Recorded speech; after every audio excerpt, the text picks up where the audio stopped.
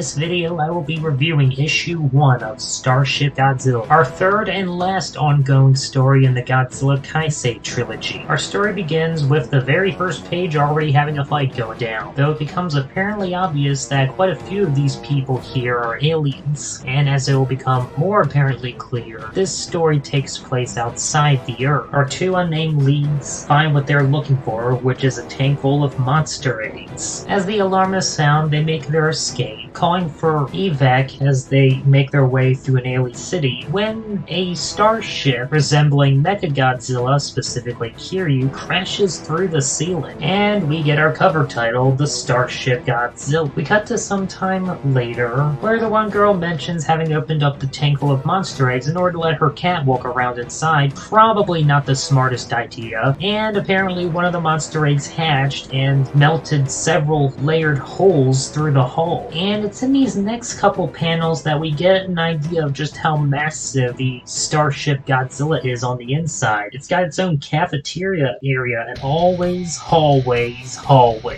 Honestly, it wouldn't surprise me if this thing was as big as the Enterprise. Like, you cannot fit all of that inside a 50 to 100 meter tall robot, which now just makes me wonder how large is Kiryu in this story. Maybe I'm overthinking it. The guy in the sunglasses is apparently the captain, as he orders everyone to return to their rooms for safety, and asks this one alien guy called Lift to bring his gun. It looks like this guy may actually be a simian alien, and I guess his role is to be the wharf of the crew, as in the head of security. As the three are looking for the alien, they have an argument on whether it's best to kill it or not. We then finally get to learn her name, Ayan, as they finally have an encounter with the alien, ugly looking one too, though she's insistent on not shooting it, to the point where she's even willing to fight Lith about it. The creature shoots some pink liquid, which causes a hull breach, as everyone hangs on for dear life trying not to get sucked out into space. Just as Lith's about to shoot the creature, Ayan stops him. We then cut to some time later with the three riding down in an elevator. The three continue to disagree on what to do with the creature, and we finally get the name drop of the glasses captain guy, Rohan,